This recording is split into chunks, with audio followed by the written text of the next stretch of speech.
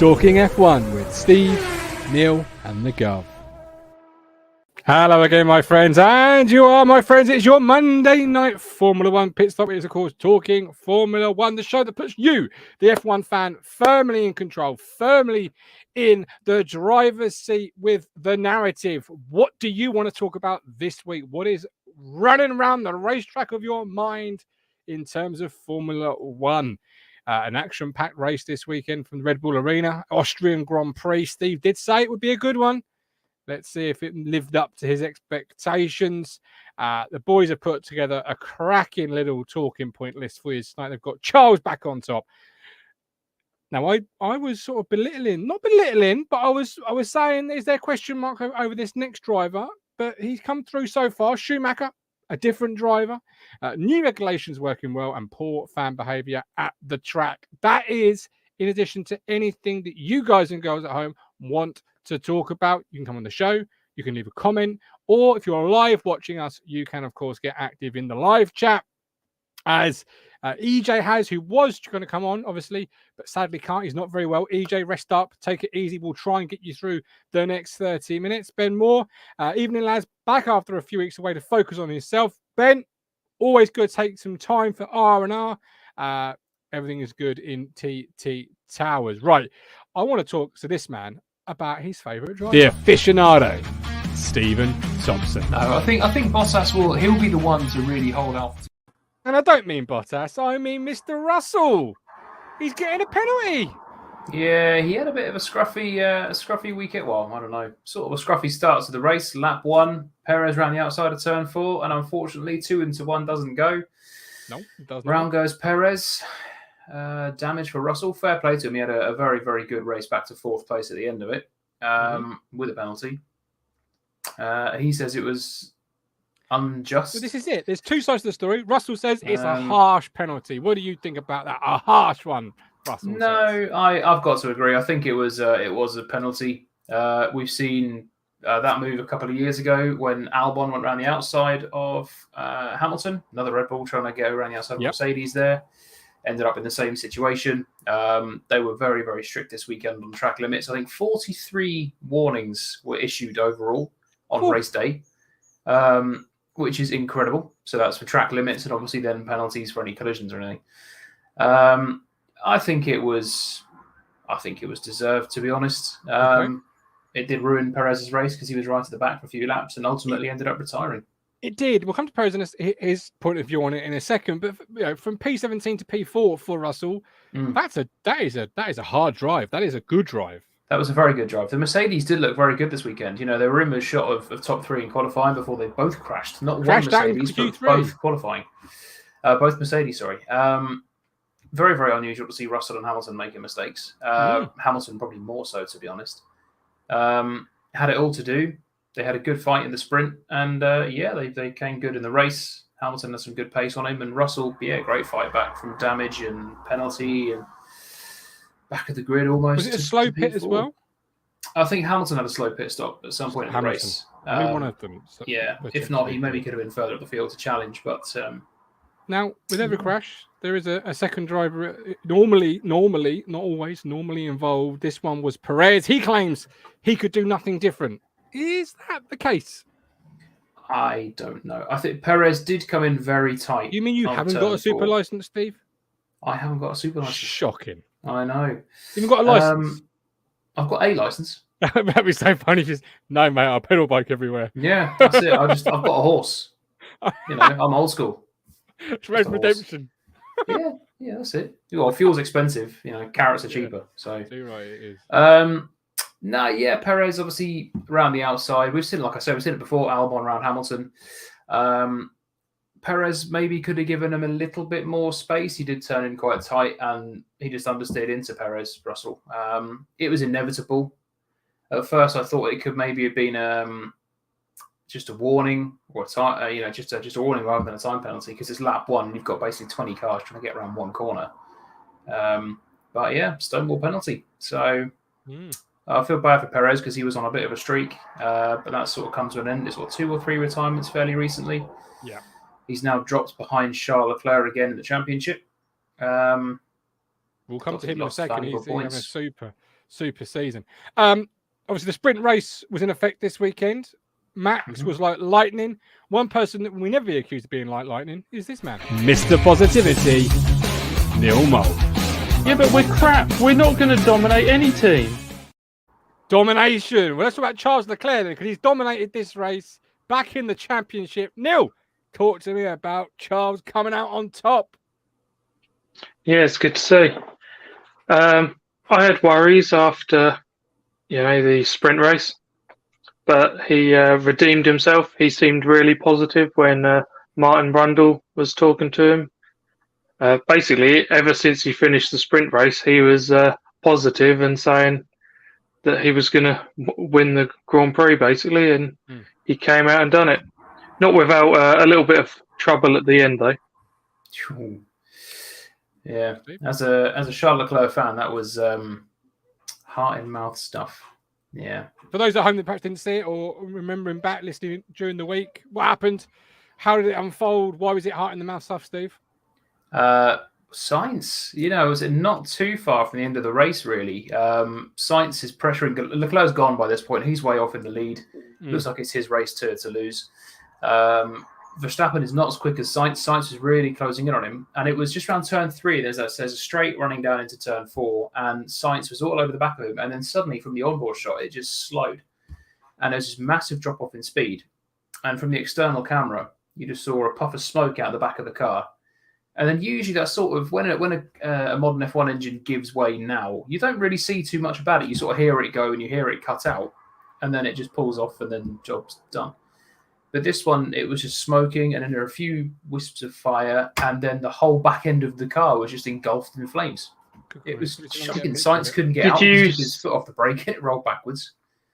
Something exploded because the bodywork suddenly expanded and bits broke off just before it absolutely caught in flames. It was just blowing itself to pieces, wasn't it? As the marshals slowly came along, putting down their fire extinguishers, watching, the inferno. Picture from the F1 Reddit while Sainz is trying to get out.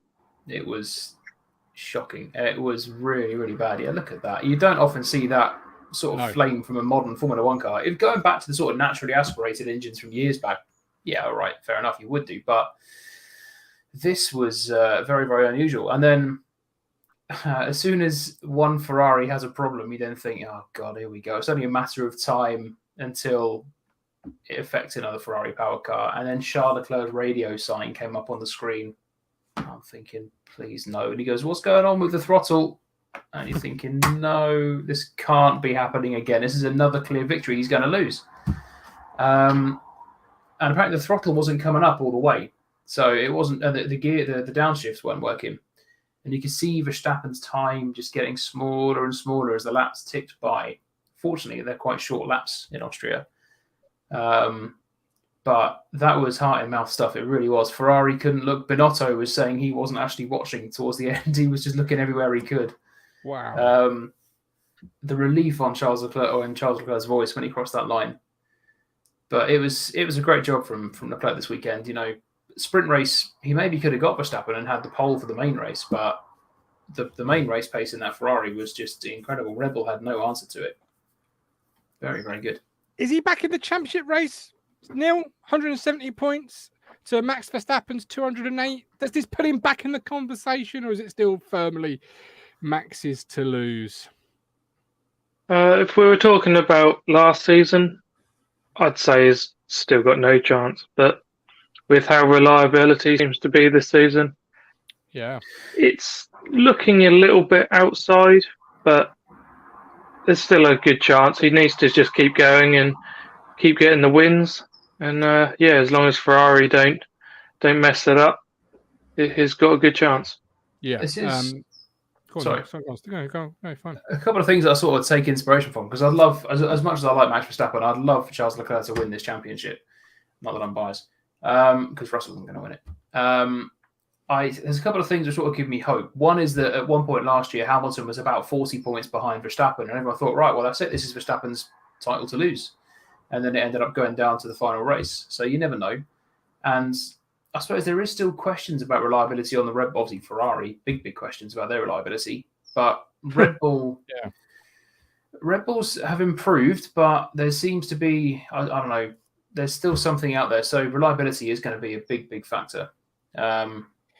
Is it fair more to so say, for Ferrari. Neil, like Mercedes have made a little bit of improvements from the car they had that was poor early doors. Red Bull, as Steve's just said, have made a little improvement. The only team that really in that top three that haven't yet made even incremental improvements towards being better is the Ferrari car. It's still incredibly unreliable, and that's not changing, is it? It's not. It's always been quick, and it's shown that it can still fight for the championship. It's just if it's running. Yeah, basically. But Red Bull seem to be a little bit the same. Theirs isn't completely bulletproof. The only one seems to be, I'll do it now, but yeah, Mercedes seem to be the most reliable. It's the slowest of the three, but the most reliable. That is improving. Steve, before you came in, Neil mentioned there was 43 track incidents. Max Verstappen, the four drivers that got given the penalties were Vettel, Gasly, your boy Lando, and Zhao. Only a week after, obviously, that horrific incident, Max Verstappen came out and said the track limits debate this weekend has been a bit of a joke. Not only in F1, but in F2 and in F3. Is the Austrian track limits a bit of a joke, do you think? Is that too many, 43? That seems excessive. Well, I don't know how it gets like that. A lot of the drivers claimed they never went off the track. Hamilton used the term BS when he was informed about it. Mm-hmm. Yeah, I don't get how on this track, it's obviously how it's designed and where the runoffs are and things, that they can drive off the track and still be fine. Whereas I guess at others, they either don't police it as much, or when you run that far off, you don't gain anything. Because I would say gravel, Steve, but is it a simple case of the track's trying to be too multifunctional, trying to be too many things to too many different motor sports? Because the gravel would solve it for me, I think. Yeah, there is a fair bit of gravel around Austria, especially around the sort of maybe turns sort of 5, 6, 7. Those last two corners, the middle sector, huge reduction. Last two circuits turns are run off like tarmac, but then around the middle of the sector, you've got a bit of gravel. But yeah, they were policing it very strongly, and they didn't seem to be gaining too much time, to be honest. I didn't notice a drastic decrease in a gap to a car in front. Gravel would be closer to the edge of the circuit would be a good solution, because you push the track limits, you go off, you're out, or you're certainly going to lose time. The last two turns, you've got to be strict there, because people can easily take the mick around those last two. But yeah, 43 warnings just on a race day. That is incredible. I don't think I've seen anything like that at all, even from Abu Dhabi, and that is basically one giant runoff area. That is absolutely crazy. How would you reduce it, Neil? Because 43 from a new fan just seems a little bit excessive. Well, I guess the FIA would just say, don't go off the track. Yeah, it's easy to say when you're barreling along at 200 miles an hour next to another car, isn't it? Yeah. Just don't do it then. I suppose because they have motorbikes there. I know a lot of the MotoGP tracks have gravel as well, but I guess if you put a little bit just after the curb, so if you ran over the curb, you'd then hit the gravel, then you could have tarmac after that. So at least it would scuppy a little bit and take you off wide onto the tarmac to then have to cut back on again, risk the damage of going through that. But still having the tarmac to be able to continue, or because I know we have the trouble as with hitting the gravel and launching and it not slowing down as it should. So maybe that's an idea. Mm-hmm. Yeah. Do you think they're even going to look at it, or do you think they'll just move it on? No, it'll just be the same. Yeah, the schedule moves on, and then that's it until next. I don't remember it being. Were we in Austria last year? Yeah. Yeah. I don't remember, it wasn't that high last year, so they obviously did a better job of staying Staying in the I think there were still, compared to the other races, still a silly amount. It's just somewhere it happens. Fair enough. Do you want to talk about the fan behaviour before we go on to Mick Schumacher and other items, really? Yeah. A big one. I never heard it, but I got told about it when I was watching the build-up show. Yeah, apparently there was, obviously without going into too much smoke bomb, wasn't there? Details. No, not even that. There was, like the flares were absolutely insane. Like the entire track was covered in orange because it was the thousands of Dutch fans that turned up to support Verstappen. So it's like driving through a sea of orange fog, which was funny, but also maybe a safety concern. But it was the actual behaviour of fans in either a sexist or racist or homophobic way. There were some fans out there being a bit drunk and disorderly. Sebastian Vettel has said that they should be issued lifetime bans, which I totally agree with, because you go to Formula One for the same reason that everyone else goes to Formula One, because you love the sport. You want to see a race. You want to have a good time. You want to have a great weekend with your friends, with your family, whoever it might be. You don't go there to be harassed or bullied or anything like that, So if they do find the culprits, then get them a lifetime ban, because that's absolutely pathetic. And the age we're in now, you shouldn't be having to go to races and be made to put up with that. Like I say, you just go there to have a good time, a good few days, watch some motor racing, and then you get that, and that's going to leave, even if the race was good, you're not really going to enjoy it, and that's going to leave a constant bad taste in your mouth. So it's pathetic. It really is. So. Yeah. A smoke bomb is not something you often see at the Formula One. Well, it wasn't just one. I think I saw some images where, if you're in with it, you just couldn't see anything. So imagine paying all the money and not even being able to see the race. Yeah. It was, remember Zandvoort last year when Verstappen won and the entire pit straight was just orange fog. It was just like the end of the world or something. It was insane. But you pay all this money and you've either got to stand under a big Ferrari banner if you're in Monza, or you've got to be inhaling orange fog from Dutch fans.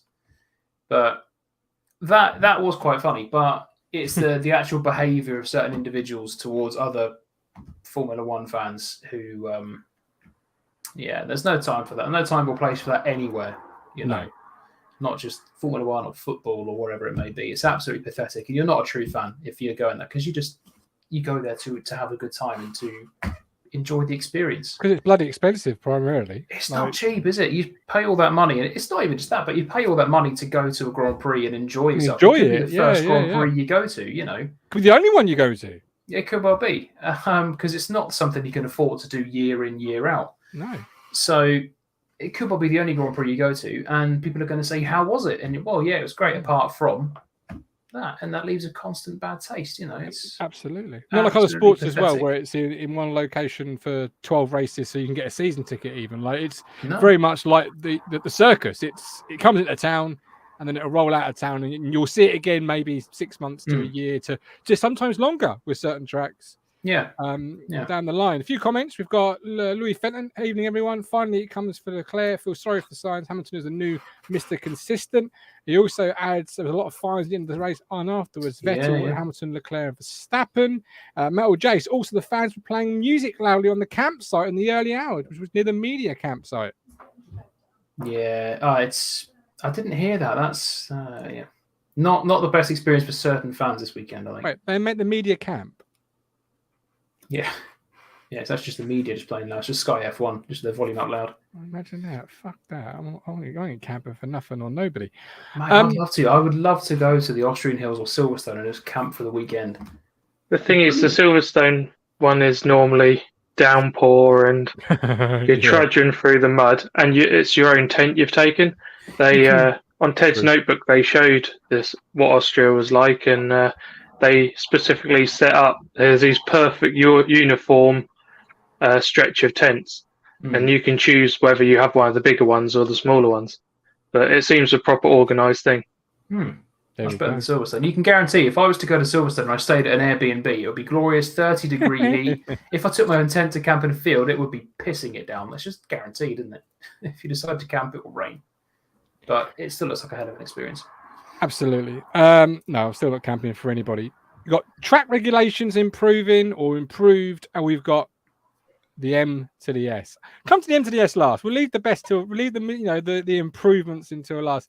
Track regulations, Mr. Thompson. Your talking point is titled "New Regulations Working Well." What regulations and why or how are they working well? The prime example, the new car regulations for this year, we had a 5-car battle, and it wasn't even for the lead, but it was the best bit of the race. There was it Zhou, Norris, Alonso? I think there was a Haas in there. There was probably another car somewhere. I don't know. 5 cars for about half a lap were going wheel to wheel, swapping positions. They kept it all clean as well. And the past few years, this is not something we've been able to see because, as we've said before, the old cars could not follow each other this closely. But that also brings me on to Fernando Alonso doing his little finger wag at Yuki Tsunoda. That was the best bit of the race, actually. I changed my mind. Because Yuki Tsunoda pushing Fernando a little bit onto the grass, and Fernando, at well over 150 miles an hour, has time to pull up alongside Yuki Tsunoda, take his hand off the wheel, wag his finger at him, and then get back to braking and turning, and that's Fernando just never change. But yeah, the new regulations absolutely work in a treat. That's what the fans wanted to see. It's a shame it wasn't for the lead, and he didn't have 2 Ferraris, 2 Mercedes, 2 Red Bulls battling at the front. But what a race that was in the midfield. The points, they were constantly swapping and changing, and that's what you love to see. That's what we've missed for so many years. Have you noticed the improvements, Neil? Well, we were talking earlier about the reliability. Prior to this season, pretty much everyone would finish a race if they didn't crash. And now we've got all these issues happening. True. And it's making it quite exciting. Plus the close racing we're getting, as Steve mentioned, with 5 trying to go into 1. That was quite something. Lando looked like they were getting them all, and then didn't quite. That was fantastic. It really was good. I can't recall seeing 5 cars battling that closely for that long. For a while. Talking of battling, hang on, before I go there, a few comments, Louis.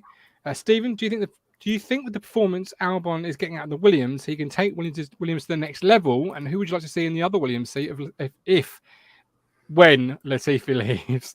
I don't often get called Stephen unless I've done something wrong. I could just hear my father. Just call him Steve. I'll do. I think he's getting good performances out of that Williams. He got his elbows out on Saturday in the sprint. Got a penalty for it. That's fine. I think he's doing really well. I think if they can give him, if those upgrades that they brought continue to improve, which they seem to, because he had a pretty good race, always just hovering around the sort of 11th or 12th place yesterday. I think he can be the one to drag them up. I think he is more of a future for them than Latifi. I think it's a case really of when Latifi leaves rather than if. Silverstone was very much, it seems, a one-off performance. Top 10 qualifying, and he was back at the back of the grid this weekend. Consistent. We want consistency. He gives you consistency. The wrong sort. And he retired yesterday as well. He was just trundling around at the back doing nothing, and then they brought him in to retire him. I'm sure he was on the verge of a breakthrough. There you go. No, he wasn't. He wasn't. If he leaves, put it on the old romantic glasses, the old rose tinted. I'd love to see Hulkenberg in that car, but that's never going to happen. Because you'd have 2 very consistent drivers. Lance Stroll can absolutely do one. He was in the car a few years ago and did sod all with it. So Danny bought him a racing team. Because he's leaving Aston Martin, isn't he? Yeah, it's not confirmed yet. No, but do you think he will? No, I still think no. You still think no? Neil, will Lance Stroll be a free agent? He's only a free agent if his daddy leaves the team. So you think he won't then? Because there's talk of him, him wanting to sell, and you've got the likes of Porsche or Audi trying to come in, become part of the grid. So surely if they deal, buy it out, be a term in the contract that says you at least got to give Stroll another year or 2. You're saying literally that the moment they take charge, the first thing they do is turf him out of the car. Get out. They probably would. If you get a new team owner, they want their own things, their own drivers, their own guys. Get out. What you're trying to tell me is, if we still had Darren Drinnan up front, and you become manager, you wouldn't just turf him out straight away. You're damn right I would. Well then, Absolutely, I would have done. same scenario here. Take over Aston Martin. Stroll. Getting See you gone. later, mate. Joking aside, if he's available, surely he is one of the more appealing free agents. If he's available, Steve. No. To answer Louis' question, it would be, like I say, from an old school sort of romantic heart, it would be Hulkenberg, but you've got to look forward. Female driver, do you think? Is there one coming through? Don't think there's any ready yet. I mean, you got Jamie Chadwick, who's a Williams development driver, actually doing really well in W Series. Her next Is there one of the other Formula teams 3, Formula 2. that have? No, I think she's the only F1 sort of female F1 development driver, or who's got sort of close to. I know Jessica Hawkins is. I think she's development for Aston Martin, or I might be wrong. She's in W Series as well. Oscar Piastri or Nick De Vries, I would like to see in that second Williams seat. De Vries is a Mercedes junior, currently competing in Formula E. He had a test outing not so long ago for Williams and was quicker than Latifi. Oscar Piastri, last year's Formula 2 champion. Don't think he's racing in anything this year. I might be wrong, but he's product of, I think he's the Alpine Academy. He'll be a good, promising young driver, because I think the thing with De Vries, he's not a young guy anymore. I think he's about 27. So in Formula 1 terms, he's not a young hotshot sort of thing. Piastri would be more so. So I would go down the route of Piastri, to be honest. I think he'll be fantastic in that car. Okay. All right. If there happens to be a female driver that can prove she's as quick as anyone else, then she deserves a drive. Mm-hmm. As far as De Vries and Piastri goes, I just think De Vries is, as you say, age and experience just counts against him. A few years ago, it'd be Piastri all the way. Yeah, a few years ago, De Vries would have been a really good, because he was tipped to be in Formula 1 very soon, years back when he was part of the McLaren program. And it never materialised for whatever reason. Yeah, people like Stoffel Van Dorn come and go, and Kevin Magnussen got in McLaren, obviously Perez. Piastri, I think, would be a good shout. Okay. Talking of good shout, talking of, drivers potentially. No, Louis, don't worry, Louis. No, Steve's not upset or anything. It's all good. I'm just saying, I only get called Stephen when I've done something. No, don't worry. Steve's not upset. It's storm off if he was. Mike slammed the whole lot. Look, a couple of weeks ago, I criticised this man. He's improved. He's a driver that I no longer think's at risk of being removed from his seat. It's Mick Schumacher. How he's just improved, Neil. That's all I can say about the man. He's suddenly found another level. He's found a bit of his father. Yeah. The Schumacher name. Yeah, his car positioning is a little bit like his dad, but the only thing he's missing is that out and out raw pace. He's driving well. It's really good to see. It'd be good if he can just push on and keep going.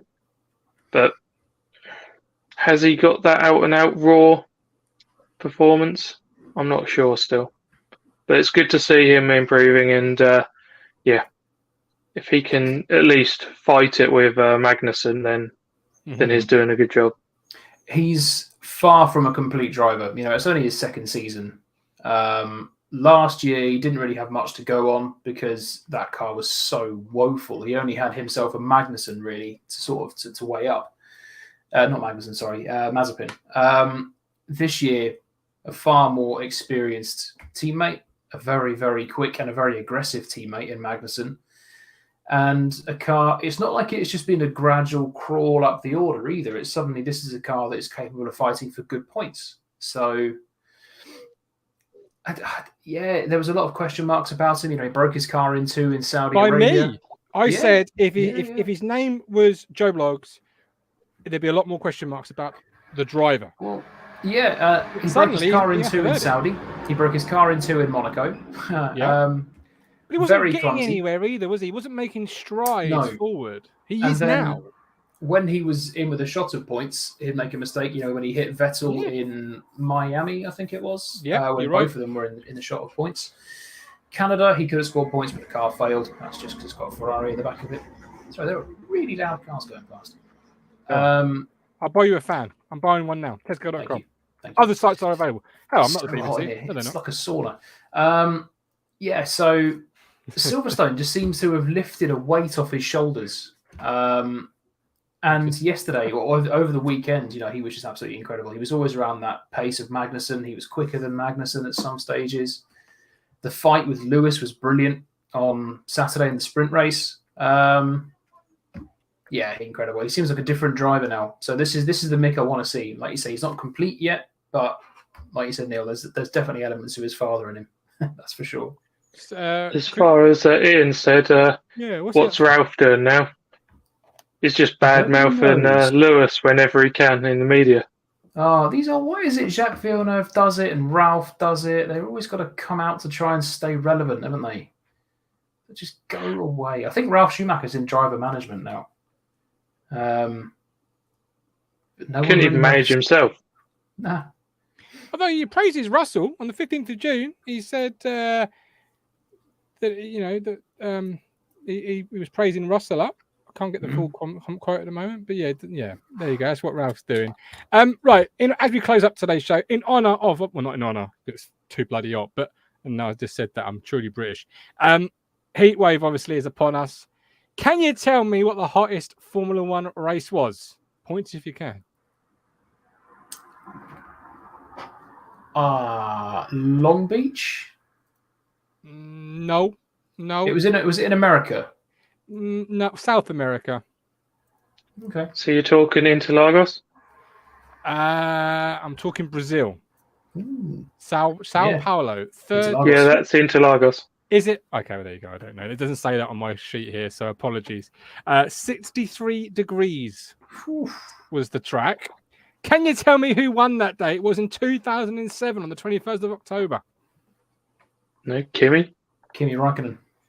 Kimi Räikkönen was fastest lap on lap 66. 2007. That was the year Kimi won the championship.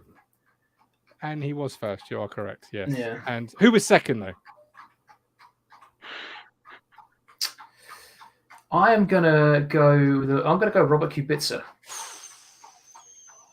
Neil, any shouts for a second? Brazilian Grand Prix 07. I'm struggling to think who was Lewis Hamilton? Nope. Felipe Massa. Okay. So it was a dominant Ferrari win then. That was a 1-2. Right, Raikkonen, then Massa, and then Alonso in third. There you go. But 63 track. That's insane. I see what Metal Jace when he said Dallas. I was then thinking Dallas because was that the race where Mansell passed out? He tried to push his car and then just heat exhaustion just dunk. There you go. There you go. I mean, if you find something that tells me it's a different race, I'll take it. But that's what I found during today's show. I was just quickly Googling it. I thought I'd end with that. There you go. Not quite that hot here in our respective studios, but it's still bloody too hot. I mean, I've lost 2 stones sat here. Are we anywhere next week? No, week off. And then it's France the week after. Oh, I 8 weeks off. Allez les bleus. Yeah, I do. You get so used to when the Formula One calendar gets busy again, and then you just get a week off. I was in the zone. I like triple headers, but sad. Yeah, sad. I would buy you a fan, Steve, but well, the cost of living with electricity, you'd probably have to keep it in the box. To be fair. Yeah. I've got a fan. I refuse to put it on. It's like, no, we're gonna have heat stroke. We can't afford the fan. I will suffer. It's fine. I'll have cold water and I'll sit in my birthday suit next time. We'll set you up a water bottle shower. Absolutely. You just see it dripping off your head. That's like water torture, just the odd drip. Driving me slowly crazy. You should have a nice cold beer, Steve. Lead us out. Ooh, lovely. Yeah, thank you very much for watching. Thanks for all the comments. Love to see you all getting involved and sort of taking the baton with that as well. Obviously, no race this coming week, but we'll certainly have some things to talk about. So we're back at 7:15 on Monday. See you.